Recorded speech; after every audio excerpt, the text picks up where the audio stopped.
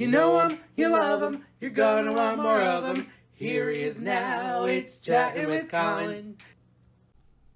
Do you know me? Do you love me? Do you really want more of me?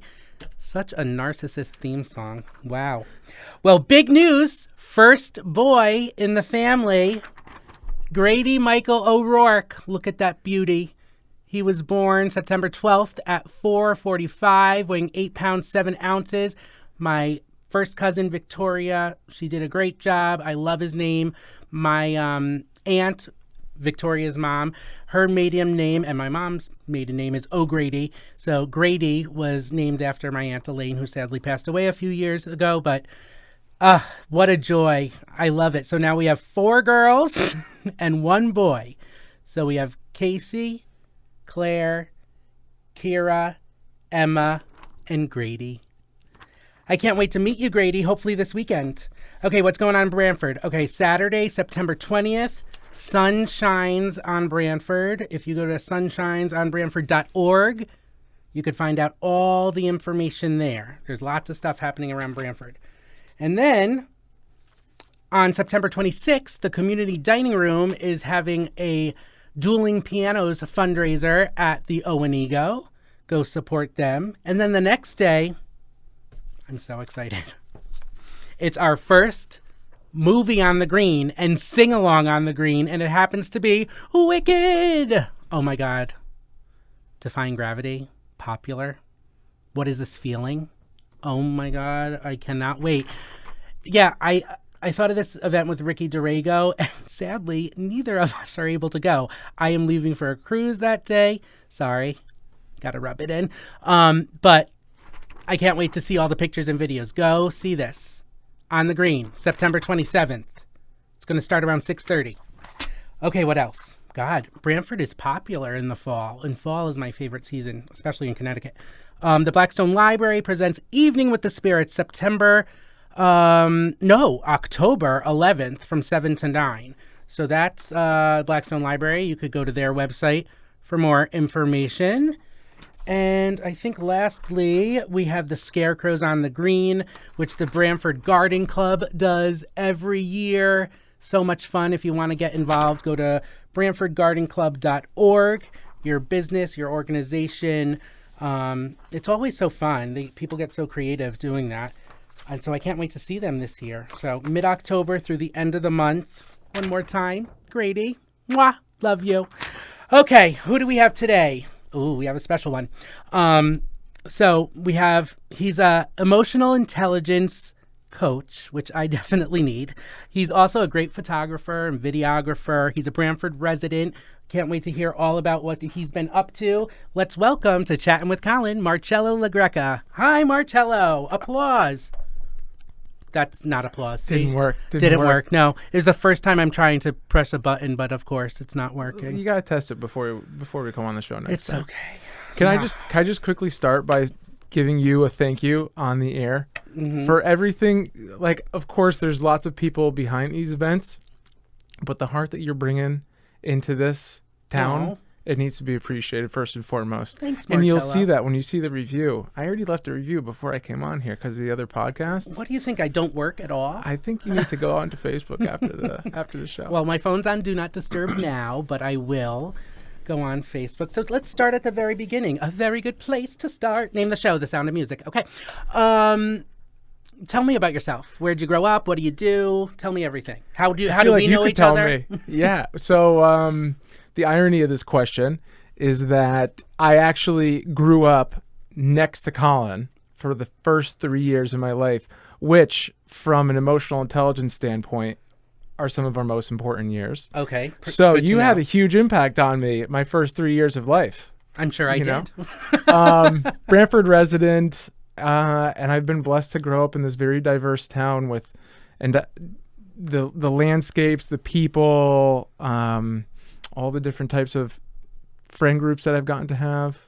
Yeah. I don't know what else you want to hear about me, but well, no, we'll go deep because last night I did a deep dive into Marcello LaGreca. I Googled you. I went on YouTube. I found out a lot about you. I'm sure we have a lot of similarities too. Do we? Yeah. Okay. So first of all, let's talk about what you do with the emotional intelligence coaching and how anxiety changed your life and how you sort of pivoted that to make it a career and help people. Yeah. I'll make it simple from the beginning. I've had anxiety growing up, my whole life for the most part. Didn't know what it was. It showed up as serious stomach issues that would essentially put me out of commission for days at a time. It would show up as intrusive thoughts, as if like there was this other voice in my head, OCD. And then finally around 18 years old, when I had a little bit more of a actual conscience and like the person in me was starting to grow, I had this debilitating anxiety that was keeping me from being social, keeping me from going outside in my senior year of college. And so much so that it prevented me from going to school, college, to the place that I wanted to go in Florida. And it just eventually led me to the point where I said, I need help. And there has to be something brighter than this on the other side. This can't be what life is all about. And that just led me to a whole series of questions, which I'm sure you already gathered some insight around, that led me to really wanting to bring this to other people so other people could see and really feel that there's something alive inside of themselves past all of the anxiety, the thoughts, the emotions that they experience on a regular basis. Yeah. So during the pandemic, that was a crazy time for everyone. But for me, I mean, I took it very seriously. No one was allowed in my house. I wasn't like washed the groceries, but I definitely took it seriously. And I had my own pod of people.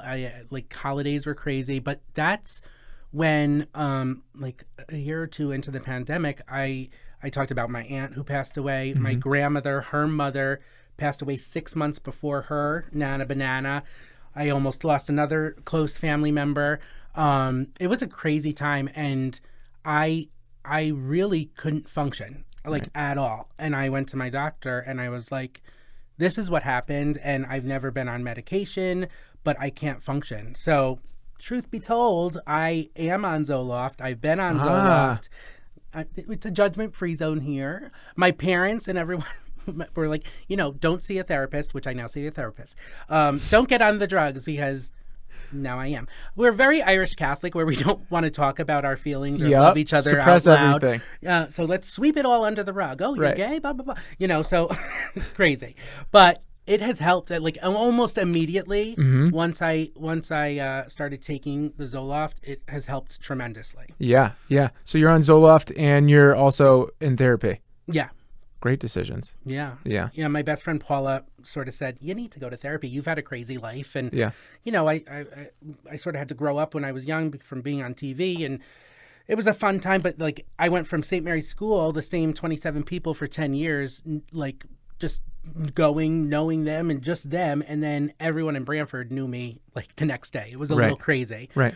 But before COVID and my family members passing so frequently, I really didn't have that much anxiety. And I'm a theater major. Like, I am a personality person. I like being around people. I find as I get older, the more anxious I get. Yeah, that makes sense. And it makes sense also too that you had certain big events like deaths in the family trigger the anxiety to come up, because sometimes what it takes is kind of like a wrecking ball to knock down the wall that's holding everything that you've swept under the rug for so many years to come up. Yeah. And it's, in my perspective, in my line of work, like, that's an opportunity, because no emotion is meant to be suppressed, because that's what ends up disconnecting us from ourselves.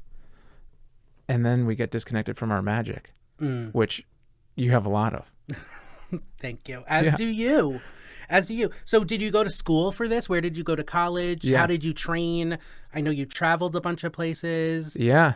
So my biggest certification is my own journey through the depths of my emotions, my anxiety, and the traumas that took place prior, that led me to the point where I'm at now. But then mixed with that, was talking with somebody recently, like hundreds of thousands of dollars have gone into my journey of getting to my point now with certifications, seminars, classes, coaches, therapists, books, not to mention probably the biggest expense, which is college. I went to Southern. Psychology was part of my studies there, and it's been a whole collection of teachers that have gotten me to the point today. That's great. Yeah. That's great. So I talked about traveling. I know you've been to Bali, Mexico. Where have you? What's your favorite or top favorite? three? Thimble Islands are my favorite. Thimble Islands, me too. Oh, we have a good Thimble Island story. Dude, you and I. Oh, yes. yeah. We'll tell that after. Okay. Don't ruin it. Let's see. We got to keep them tuning in till the end. I'm gonna build a little anticipation. They don't know what happened. Stay tuned for a Thimble Island story where one of us might have gotten stuck. Yeah, stuck or abandoned. Sorry. Okay, we'll tell that, but before the end, I promise. I'm writing it down now. What was the question? Did I have a question? What's my favorite place traveling? Yeah. See, this is what he does to me. Yeah. My favorite place, I mean, it's kind of like friends. Every person has a different energy that they bring to your life. You know, so I lived in Indonesia for about 6 months. That was major because it was like first time, not out of the country, but first time really immersed in another culture. So I got to see the United States from like really far away and really gather a whole new perspective. I'm sure that a lot of people are looking at us now too with absolutely the way the world is judging us. Yeah. I mean, every day it's something that triggers anguanxiety. Yeah. Well, if they're not caught up in their own corruption in all these other countries as well, because there's a lot going on everywhere. Then Mexico was a whole different journey. To say one is favorite than another, I don't know. I mean, Indonesia has a very special energy for me just because of the fact that it was like, you know, it's like I was losing my travel virginity. You know what I mean? It was like I was living in another place. It was like it was the first time not owning, but renting my own apartment was in Indonesia. Wow. That's you know something. what I mean? So it was like. How much are apartments there? Like $300 a month. 300 US bucks or whatever. Wow. Yeah. A little more affordable than Branford. A 24-hour flight will do something to you too. That's fun. Wow. Yeah, I don't think I could do that. It's fun. It's actually better. I mean, in my opinion, I like it more than the 3-hour domestic flights. Don't ask me why. I can't explain it.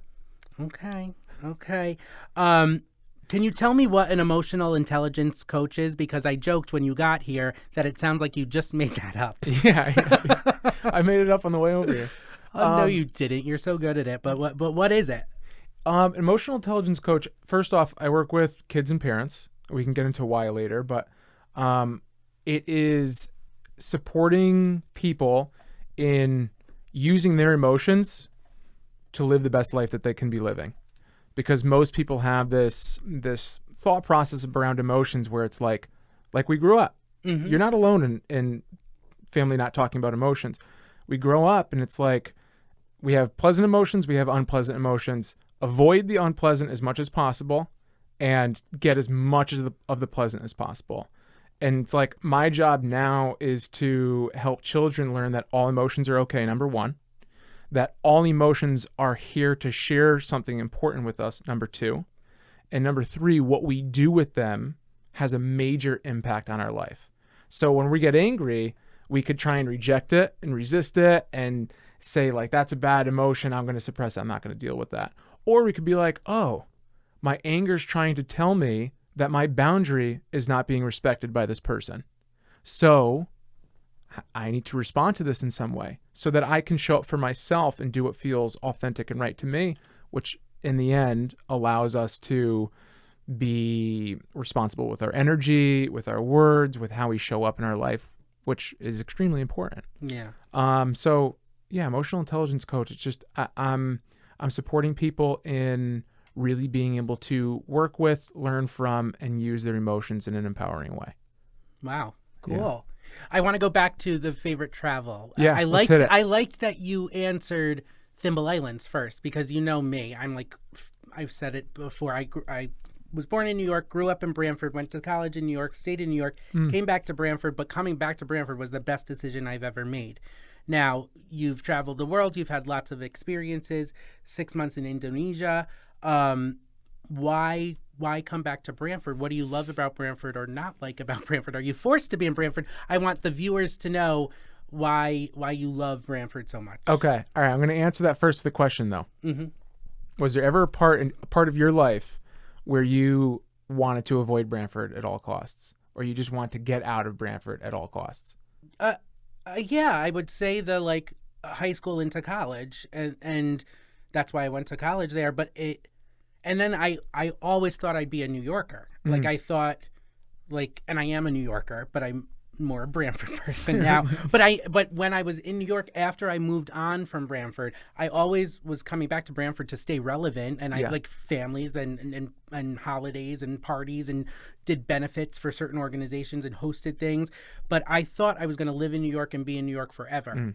Then I went through a crazy time in New York where my apartment got robbed when I was on a cruise, and lots of stuff happened that I just needed a 3-month break, but I haven't left. Right. since. Right. You got a message from Spirit and you were like, okay, I got to shift. So that's my answer. So yes, there was a time, but I don't think that anymore. Yeah. Okay. Yeah. Well, clearly. Yeah. Now you're just like, you're blossoming Branford into everything it could be. I don't know if you saw, I was on the cover of Branford Neighbors. Actually, I have to remember back to that one. No, of course, I have my own signed copy. Yes. Don't be jealous. Don't be jealous. If we're best friends, I'll sign your copy too. Yeah. Probably gonna have to pay a fee. To answer the question though, so from my perspective, same time frame, like high school, college, but mixed with my anxiety. I want to get away from Branford. Like I didn't want to be associated with Branford. And so I want to get as far away from possible. So I was going to try, and I was trying to go to Florida Gulf Coast University. I know that. I know the story, but I want to hear, I want them to hear your side. Yeah. So, quickly, I was trying to get out of Branford because when we have problems, just travel. Right? That's what my mind thought back then. Like, let's just get out of here and avoid all of it. Right? That's what we've been taught all these years. Disappropriation. We're trying to break that status quo now. Feel your emotions, people. They have wisdom. I was experiencing that debilitating period of anxiety. I said, okay, I'm going to try and get as far away from here as possible because a new environment will create new feelings. And I got accepted to Florida Gulf Coast. Was hyped. They have a wakeboarding team, by the way. I was going to go study nursing. We are completely opposite. Oh my goodness. Wakeboarding. The things that Marcello gets excited for, and I'm like, is there theater? They might have theater too. I'm sure they had theater, but like wakeboarding, really? Yeah. Listen, I always love those things. But I'm literally, I get accepted. I'm in Bradley Airport. Okay, it's like 20 minutes to boarding. I'm with my uncle and I'm with my father. And that day I was having like a ton of anxiety with, Do you think it was because it's you're leaving Branford for the first time and you're starting college? Yeah. I mean, that was a major part of it. Yeah, because I definitely had lots of anxiety. I mean, I left for college. I was in East Haven. My parents were behind me. I was driving my car because I got to keep my car for freshman year. Sometimes you're not allowed to, but Wagner, I was able to. But I realized in East Haven that I didn't have my cell phone. Now, I couldn't call my parents who were right behind them to tell me. So instead of like getting off the highway and figuring this out and going back and getting my cell phone, I spent the first 4 days at college without a cell phone. Couldn't like reach my parents.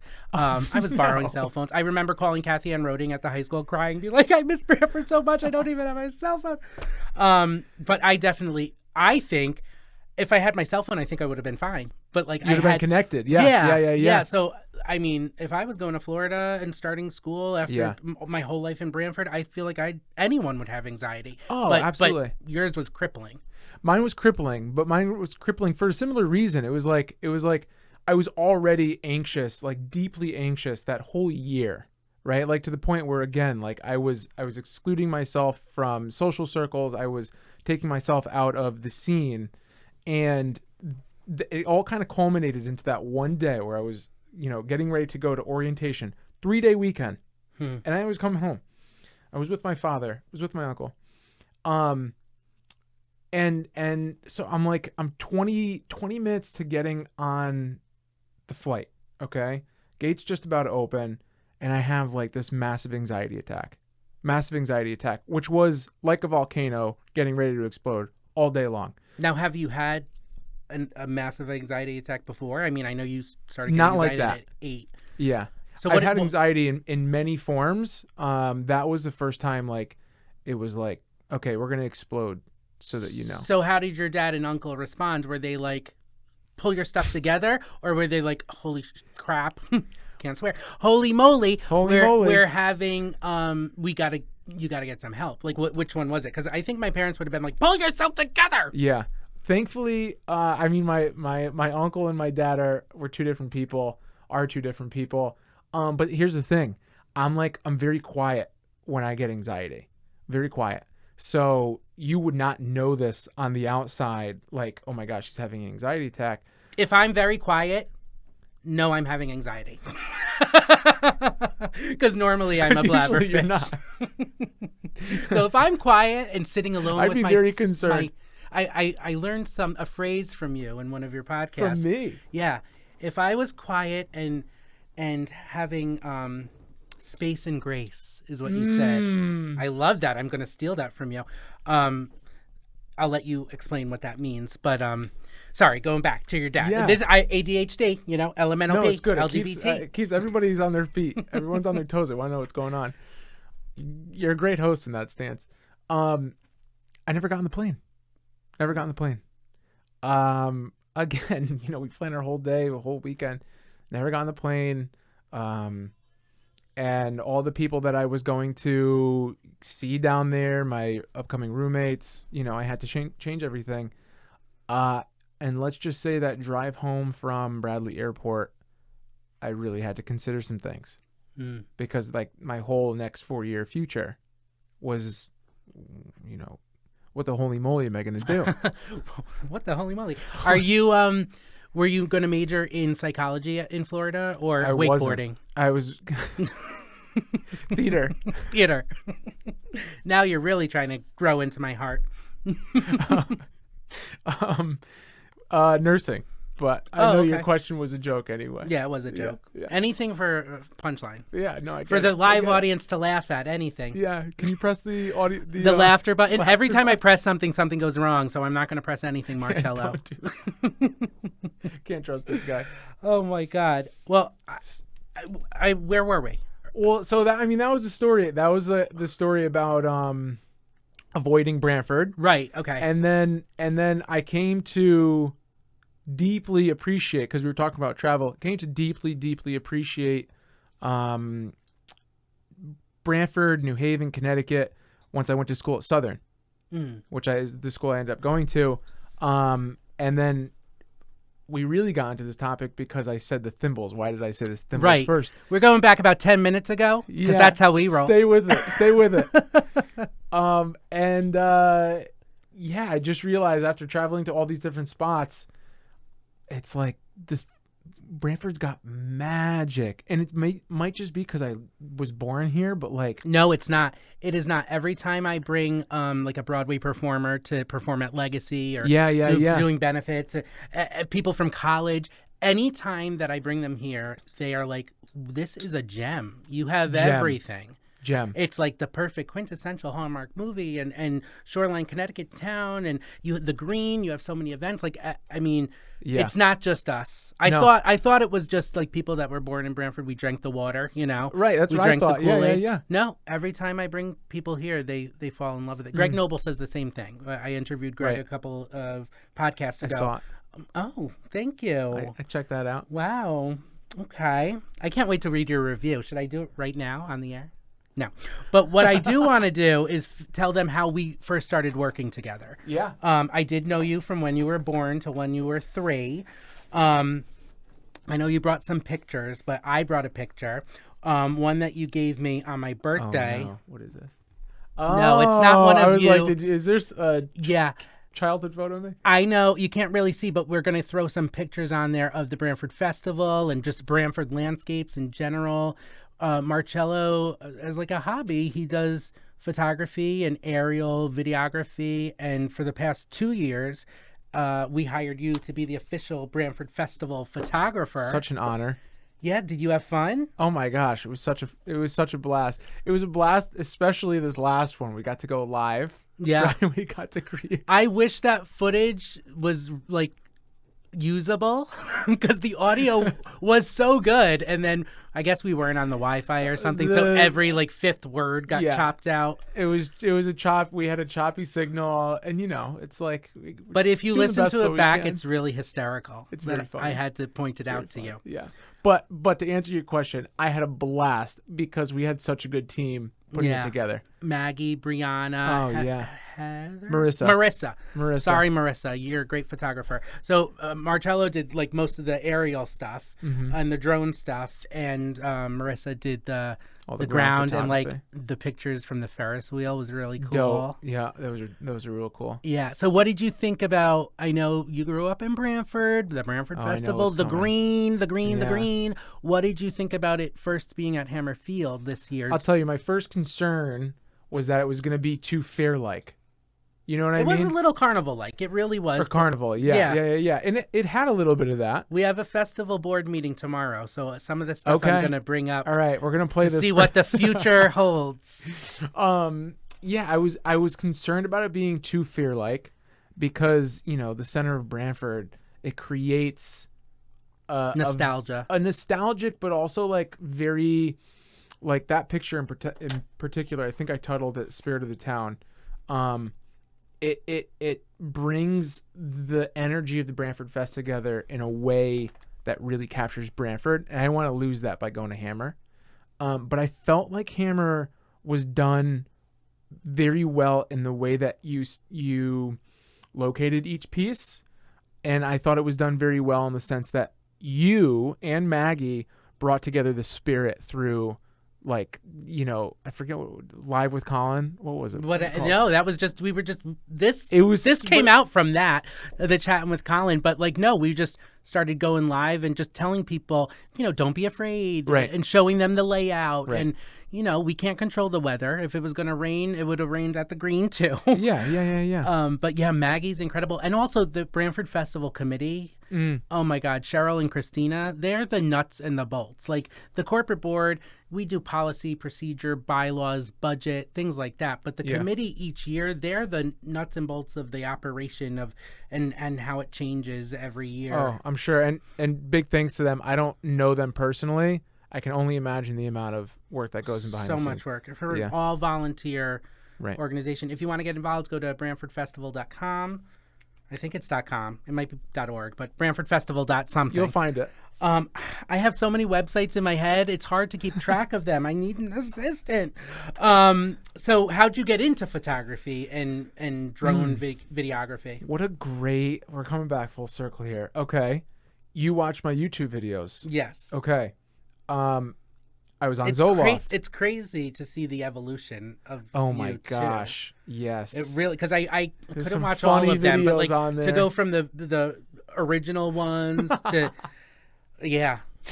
well, no, you found your place eventually. Listen, they were funny. And you know what? The one piece of advice I had when I was beginning, just begin. Yeah. And I did. And they were cringe. I still go back and watch. But listen, if you're not able to be silly and make fun of yourself, you can't take yourself too seriously. No. And like, listen, half the stuff I do, I'm like, what the heck am I doing? Are people going to want to watch this? Listen to the words in my theme song. It's ridiculous. I love it personally. Everyone says they love it. I was going to have Mike Martone and some instrumentalists, musicians put it to music, maybe for season 2. Okay. But a bunch of people are like, no, don't change it. I was really like, I had a couple of drinks. You should turn the volume up. I had a couple of drinks and then I like did the original recording. Then I was like, ooh, can I harmonize with myself? And then I added 3 or 4 parts. It's 3 parts. And then I had Matt Law, who was my assistant over the summer for the festival. He sort of put it all together. love it. But it's so busted. But anywho, it's if you don't take a risk or take a leap, Yeah. what like You're not going to discover these things about yourself. You're not going to be able to like really uncover, yeah, right, and evolve. yeah. But to answer your question, how did I come to photography? I've always loved photography, first off, but how did I really come to doing what I'm doing now? I had a YouTube channel. YouTube channel started because I was on Zoloft. I got off of Zoloft successfully after about 2 years. I wanted to share, because that was a tumultuous time. I wanted to share the practices and things that I learned that helped me get off the medication so that I could start to become self-sovereign, so that I could start to create these feelings of joy and happiness within myself and not feel like I was dependent on this medication. So I was making these videos, trying to make them better. You saw the beginning ones, you saw. And I came across this gentleman. His name's Casey Neistat, which some viewers may know, others may not. Huge vlogger. And he's doing a vlog every day, and he showcased this drone. And I was like, I want to make vlogs. I want a drone. So like slowly but surely, this desire built up in me. And it was one morning in July, I don't even know what year, 2018. I think it was 2018. I woke up, didn't have the money to do it. Just bought the drone. I was like, That's what still we do. foggy minded. Thank God for credit cards. It's like swipe. We'll pay that off eventually. And then just slowly but surely, the photography, like, it built and it built and it built on its own. And then like some people wanted prints and other people wanted photos, and now it has paid itself off. You know what I mean? Which is awesome. But it came from doing those videos. Then I really got into doing the photography just on the side for fun. And then they kind of came together. And now I use a lot of my photos because they're calming landscapes. I like very simple landscapes intertwined with some of the content that I put around emotional intelligence, nervous system regulation, and just like the self-realization practices, and, you know, to kind of create a nice cohesive experience. Yeah. But you're so well-rounded. That's not a fat joke. No, but Try to work out as much as possible. You look fine, Marcello, believe me. So you do meditation and yoga as well in these retreats and events. Yeah. That like, first of all, how did you get into that stuff? Was it all like one? To me, it's like some people look at me and they're like, you do so many different things. To me, it's all one thing. Like even the photography and the coaching, like it's all one thing. When we actually start to work with our emotions in a healthy way, the byproduct is this relationship with ourselves that is very strong. And included in that relationship with ourselves, it's like we're getting to learn these new things about us that light us up. One thing that lights me up, photography. Why? Well, it's a form of self-expression, right? Just kind of like theater or doing Chatting with Colin, like you get to express yourself through here. And that's a major part of being human. The meditation is crucial for being able to have high levels of emotional intelligence. It's just a natural byproduct of meditation. I don't teach yoga. I practice yoga. And then the retreats and the events, like we have this upcoming Saturday, we have this half-day retreat. You should come, by the way. Okay. I don't know if you've ever done yoga. No, I haven't, and I wanted to talk to you about this because even talking about it now, I feel like I'm going to get the church giggles. I don't think I could get very zen and calm and... Come to a beginner event. I mean, this is for everybody, but I come to one where it's like you could get silly and playful. Oh, God, I'm already nervous. We'll get you there with Maggie and Brianna. That's what we'll do. Okay, if Maggie and Brianna come, but we have to film it. Deal. But so it's all one thing. It's all one. They're all branches of the same tree. Because the retreats and the events, it's like coming back to space and grace. We need environments that are safe, number one, and that are educational, number two, and that are playful, number three, to heal, to really heal. And with so many of us growing up in environments where we had to suppress our emotions, we desperately need, for the well-being of our planet, of our society. Everything that's going on now they're consequences of lots of repressed emotion and trauma from the past. That's a whole nother conversation. On the next episode, with Chatting with Colin. But we need these spaces for real healing so that we could show up clearer, more present, more confident in ourselves, more at ease within ourselves. So the retreats are a space to do that. The meditation teachings are a way to bring those practices home. The coaching itself, that I get to do with the kids or with their parents, it's just another branch. And I also, this is a curveball. You probably don't know about this one. I have my own tea blend. No, I don't. It's called know that. Grounded. I thought you were going to bring up the men's hike, which I would do the men's hike. Men's hike is awesome. Yeah, that's okay. fun. We're gonna do another one in what October. about this tea drink? So I brought, for all my events, I make them immersive, right? So the environment is number one, right? Number two is what we're eating or drinking. Number three is the people. Number four is the education. So I have this tea blend called Grounded. It is ashwagandha. Have you heard of ashwagandha? I've heard of ashwagandha. Okay. And cinnamon. That's cinnamon. That's it. I make it. I'm going to start tripping, and I'm now on Branford Town time. This is There's great. a little psilocybin in there too. No, I'm just kidding. I only have 2 more hours of the workday. We're fine. Yeah, no, you'll be good. So you already know what ashwagandha is, but in case anybody who's listening doesn't know, ashwagandha is an adaptogen, and it is also known as nature's Xanax. Which also I have a prescription for. Taken as needed. It used to be during the time with everything. I had to get on that too. I did too. So I'm an open book. I'm going to tell everyone, listen, I told everyone when I started Ozempic, and now I'm on Mounjaro. I'm down 85, 90 pounds. My goal is 100. I'll scream it from the rooftops because it changed my life at 40 years old. I was waiting 40 years of my life to figure out that my body was insulin resistant and everything else. But back to this tea blend, it's really your own. I created it all. No, I'm just kidding. Do you grow tea? I love how well we're going through this conversation, even with all of its branches. I just want to say kudos to you. Major celebration that you've taken the time to explore yourself so that you can understand that you're insulin resistant, so that you can understand what you need to thrive. Right? Thank you. Yes. I mean, that's major because it allows you to show up feeling happier. Right. That's what the world needs. I've never felt better. Right. And we're going to take another tangent because I had something that popped into my head. I feel better now than I did in high school. Right. And I went to Branford High School. I was the first person in my family to not go to a Catholic school. And you went to Branford High School? Yeah, I did. And how do you think people perceived you? What if I asked someone, what was Marcello like in high school? Do you think they knew you had anxiety, or was it so internal?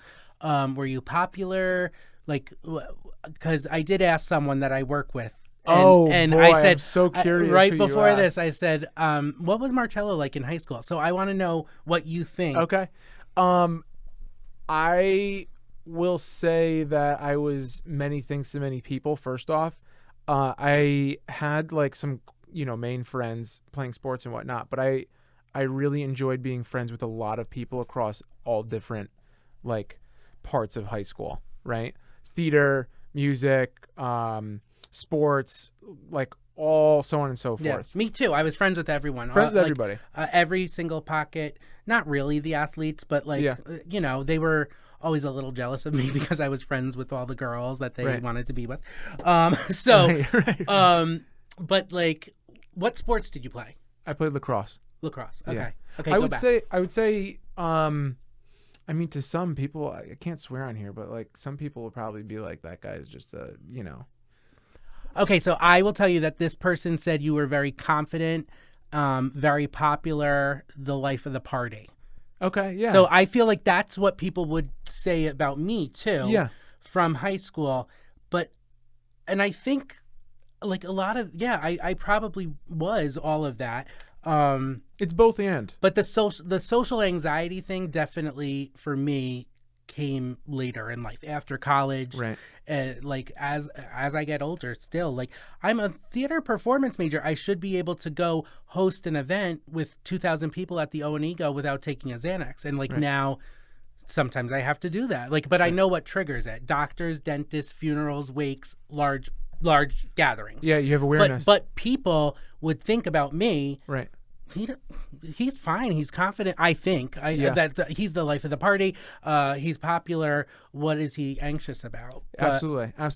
In that vein, like, my anxiety hit the strongest my last year, my senior year.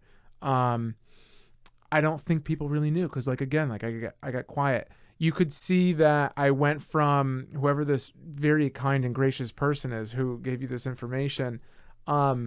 I tried my best to be as kind as I possibly could be in that, in all those different spheres that I operated in. And then in that senior year, I'd simply just, like, removed myself from a lot. So unless, like, you were my close friend and you were kind of like, what's going on? I don't think most people would really recognize. Yeah. And like, quite frankly, I feel like people are so much in their own things, they don't even recognize, like. Yeah, but I think you realize that as you get older. They like didn't realize in high school, you think like, oh my God, yeah, I smell some tea, so I want to. I was going to grab my water, and I was like, I need the ashwagandha. But I'm yeah. Well, I want to try some tea. Well, if you want to finish, we're like ADD, but it's fine. No, this is great. I mean, but like, I'll pour it while we talk. In high school, you don't really know that, and that's where it's like we develop our emotional intelligence later on in life. But and this is we can go real deep on this one. We need to make these podcasts like 3 hours. No, Victor would kill me. Victor's in the control booth, like saying, "Okay, yeah, don't worry, we have tea for you, Victor." My real move now is to be proactive in preventing mental health illnesses and all of the things that stem from that, like all the different styles of addiction, all of the things, by giving the emotional intelligence tool sets to children early, so that we don't have to experience all of the just catastrophes that happen on a personal level without the tools. Right? Yeah. Like, I could have, you're telling me I could have avoided like all of that anxiety, like all of those days having to stay in, like being bedridden because I like was so deep in my own mind, so disconnected from myself. Like, no, let's give these tools to people early, because this is preventative. So you said kids and parents, which is what you're the clientele that you work with. Yeah. What did your parents think about what you do? Was it like they really appreciate it now? They didn't quite understand it as I was going through it, Yeah, not even the anxiety, but like you coaching and everything. Were they supportive right up front, or? Yeah, the really cool thing about my parents, I did want to drop out of college at one point. I still kind of wish I did, but hey, no regrets. Cheers. Cheers. I'll tell you more about the ashwagandha in a minute, but aside from not letting me drop out of college, they've been extremely supportive people, and I'm so grateful for that. Even when they didn't understand, even I'm sure they had their own judgments, they've been supportive in the sense of like, okay, no, I'm kidding. I saw the wide shot, so I had to do it. No, it's good. It tastes like it's happiness. Very simple. I put a little bit too much coconut oil in here. That's a problem. Nothing like watching us drink on TV, right? Yeah. Hey. Slurp. But if you want to zoom in on this for a second, ashwagandha, it's natural adaptogen.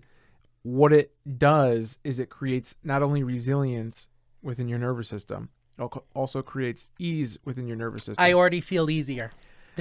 Really simple addition to helping anybody with mental health, or just simply feeling less burnt out.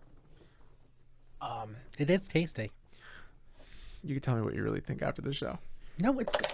I'll take a fourth sip.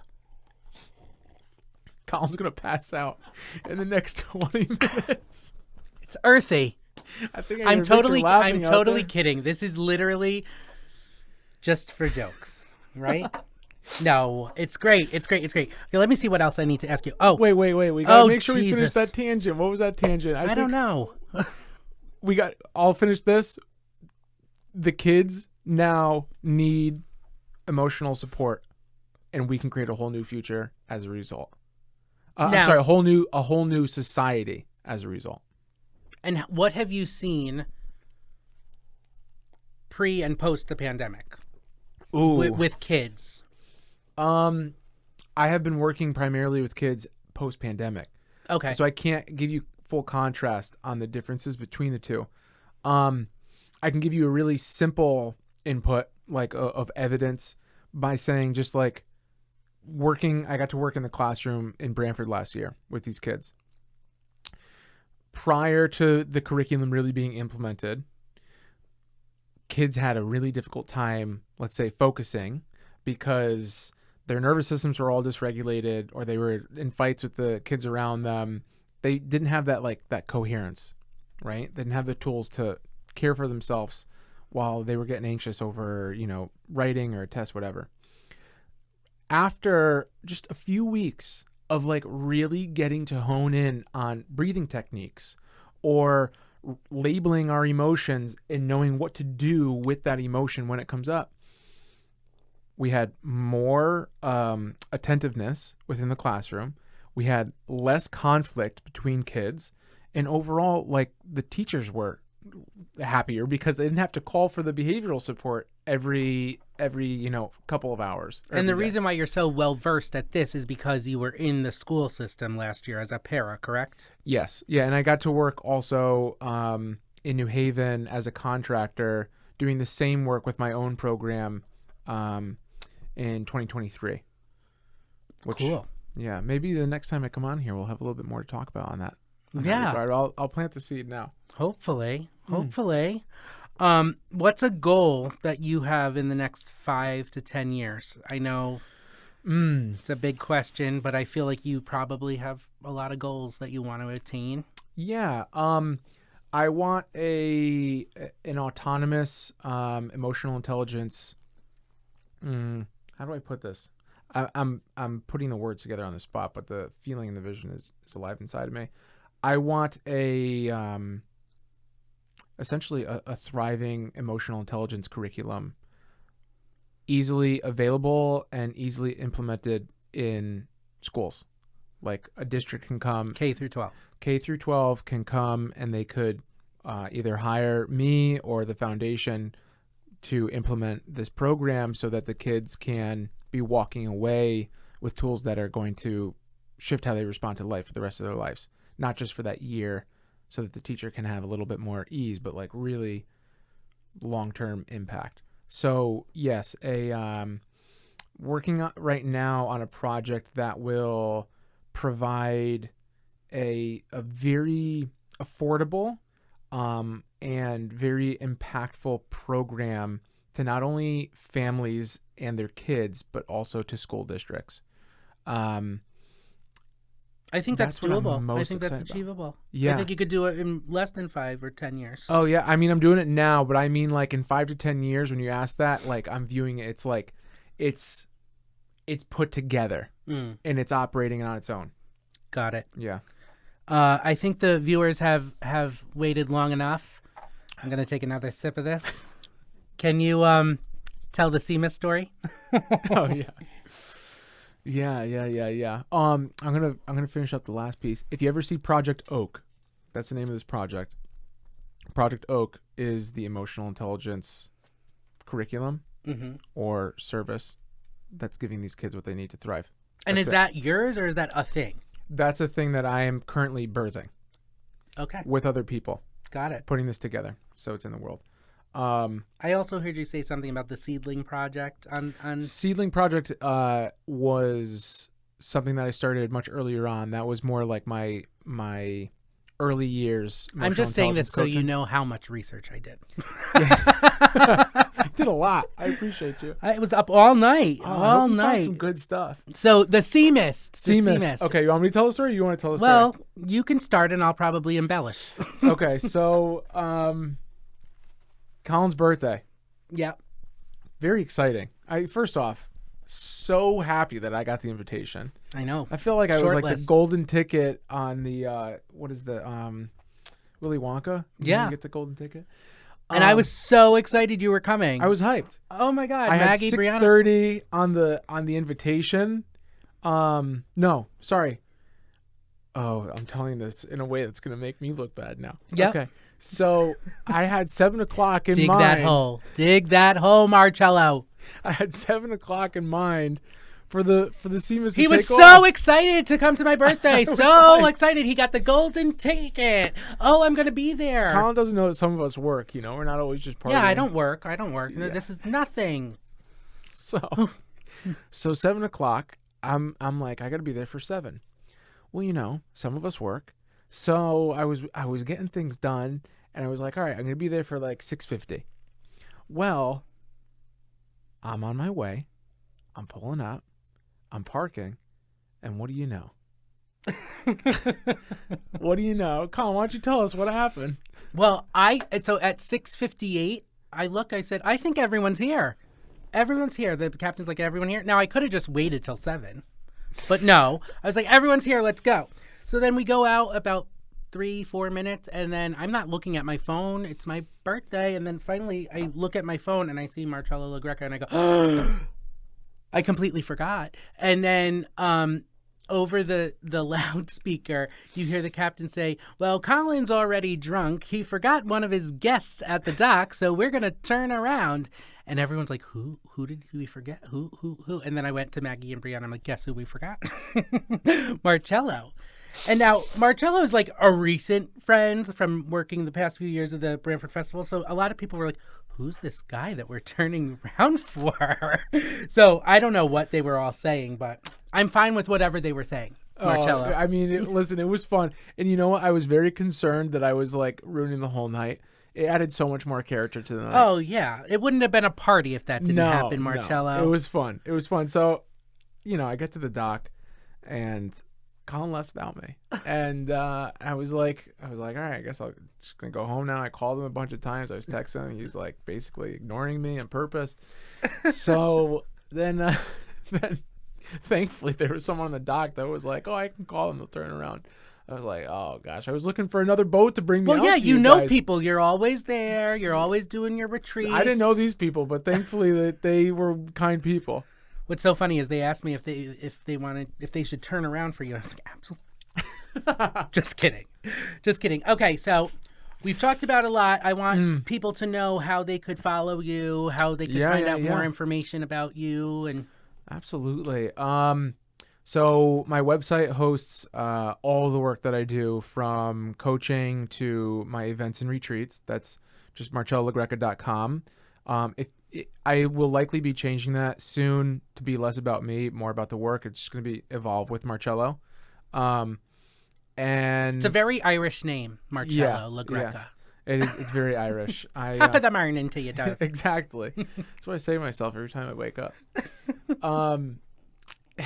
And, I cannot wait for people to watch this episode and be like, what is going on? These two have too much fun. So yeah, on my website though, you could find my YouTube, which has a whole plethora of resources for working through anxiety, setting boundaries, nervous system regulation, how to respond to emotions. Very incredible free resource. I made it for my younger self who didn't have it. That's great. My Instagram is on my website. And you should definitely follow his lives, because he's either playing an instrument or, like last night, he was Gilligan stranded on an island by himself, and I was the only viewer. Colin was the only viewer. I need more viewers, guys. Come on. He's like, Colin, why is it always you? And I have to say, thank you for dealing with all of my late night texts. Oh, but listen, I love that you're always on Do Not Disturb or something. So my phone's off. I'm like, he's never going to respond. Sometimes it's days, weeks, months. No. No, it's always been less than a week. I've always responded within a few days. No, you have. I'm just being funny. But I do tend to after 10 o'clock. You do.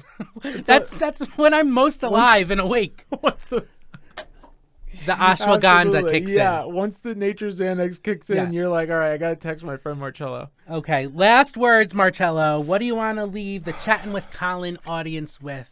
I'm sure you'll be on again, but I would love to be on again. This is very fun. This is very fun. I really appreciate you giving me the opportunity. Here's what I want to leave people with. There's so much more to who we are than what we've been taught to think. And it doesn't take too much to get there. That's it. powerful. That's it. Yeah. And I would say you have a lot of relationships with different people and things. Your best relationship is with, not me, nature. Right? True. I have a great, I learned that in one of your yeah. podcasts. Listen, big time, Things. big time. Big time. I'm not religious, but I'm very spiritual. Yeah. I believe that we're all spiritual beings having a human experience. And nature is like, in my perspective, the most potent expression of spirit.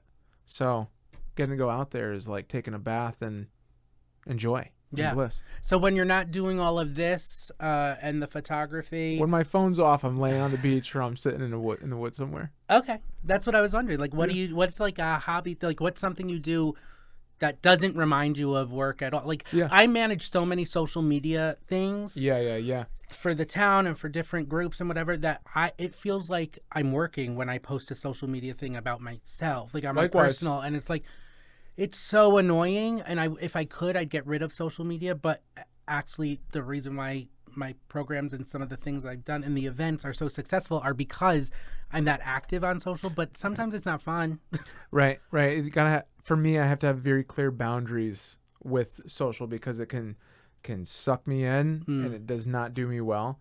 And that's where I have to have like ample time.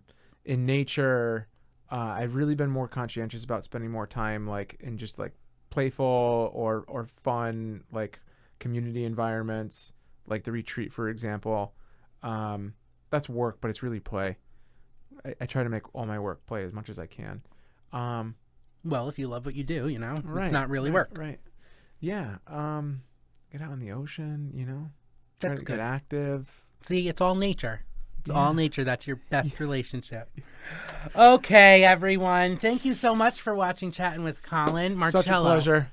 thank you for coming. Thank Seriously. you for having me. And thank you, Victor, for taking care of us in here. Yes. And on that note, one more sip.